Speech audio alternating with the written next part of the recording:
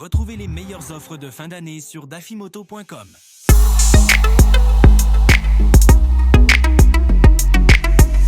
Non, ceci n'est pas une CF Moto 450 MT. C'est une concurrente. On est chez QG. Je vous présente justement la SRT 450 RX qui ressemble pas mal à la QG. On est d'accord. Maintenant, les Chinois copient un petit peu les Chinois ou en tout cas s'en inspirent. Quoi qu'il arrive, c'est quand même une bonne nouvelle que les propositions se multiplient sur le segment trail natif A2. Un segment qui a été ouvert par la Honda CB500X, devenue NX500, qui a été quand même pas mal animé par la CF Moto dont je vous parlais, la 450 MT. Et aujourd'hui, on voit un petit peu partout, notamment chez les constructeurs chinois, arriver des concurrentes intéressantes. Et cette QG, elle est intéressante. Pourquoi? Parce qu'on sait qu'elle va arriver à un tarif vraiment en dessous par rapport à CF Moto, très concurrentiel, et elle a d'autres arguments. Ces arguments, ça va commencer par son bicylindre parallèle qui est quasiment à la limite de ce qu'on a avec son permis A2. On est à 47,6 chevaux, développé à 9500 tours, alors que la valeur de couple maxi est de 41 Nm, développé à 8000 tours minute. Bon, pour vous donner un ordre d'idée, CF Moto, on est sur 42 chevaux et on est sur 44 Nm de couple. Donc c'est un petit peu moins de chevaux, mais un petit peu plus de couple chez CF Moto. Alors ensuite, on va trouver, à la différence de chez CF qui emploie lui plutôt des périphériques chinois, ici on est sur du Marzocchi au niveau des suspensions avec une belle fourche inversée et qui est entièrement réglable les copains.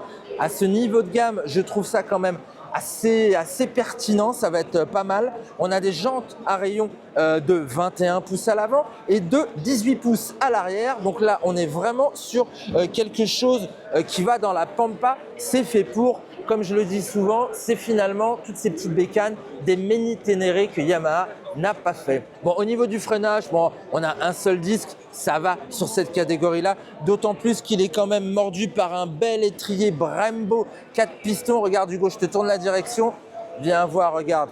Bon, on connaît, c'est presque du classique, mais pour le train avant, entre Marzocchi et Brembo, ça aussi, c'est assez rassurant.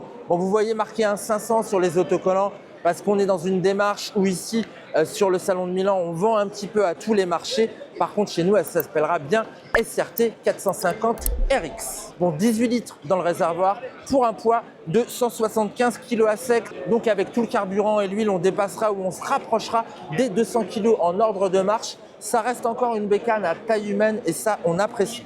On s'arrive avec une foultitude d'accessoires de série, d'équipements de série entre les deux prises USB-C et USB-A, les petits protège-mains, bon, qu'intègrent quand même les clignotants.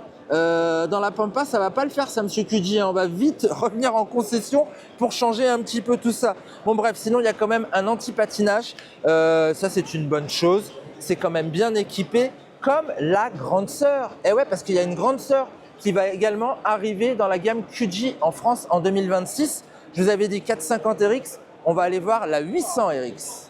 Bon, je ne vais pas vous refaire le laïus sur le look de cette machine, vu que, gamme oblige, on retrouve quasiment la même proposition en termes de forme. De couleur, ça varie un petit peu plus, il y a plus de mélange entre gris et rouge sur celle-ci, sur la 800. Maintenant, pour vous parler des informations techniques sur celle-ci, au niveau du moteur, on est à 99,3 chevaux sur le bicylindre parallèle QG Motor, 86 Nm de couple, ça aussi c'est pas mal. Bon, au niveau des accessoires partenaires de QG, on les connaît, c'est Brembo, également Marzocchi. Du coup, on a des beaux ressorts Marzocchi à l'avant et à l'arrière. La fourche est entièrement réglable. À l'avant, on va retrouver, comme sur la 450, mais en 2 fois mieux, puisqu'il y en a 2, des grands disques sur lesquels sont installés des étriers Brembo radio 4 pistons. Ça va freiner fort.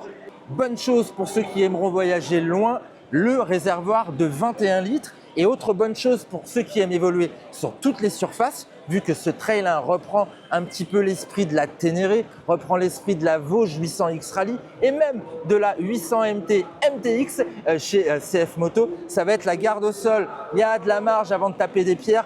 210 mm sous le moteur, c'est une bonne chose. Un moteur que vous voyez protégé d'origine par son sabot. Et on retrouve aussi les protections au niveau des mains et on retrouve aussi les clignotants intégrés dans les protections. Ça, sur un trail, c'est non. Alors, on va prendre un petit peu plus de poids puisque ici, à sec, on est à 198 kg et vous vous rappelez, je vous ai parlé de 21 litres dans le réservoir. Donc, on va dépasser les 220 kg en ordre de marche. On espère que c'est une machine équilibrée. On va voir. Peut-être prochainement l'essai, ce sera certainement au printemps sur la chaîne Motor Live. Vous en pensez quoi? Même si le look est très inspiré, moi je trouve ça déjà pas mal et on a hâte de voir les prix proposés par QG cette année.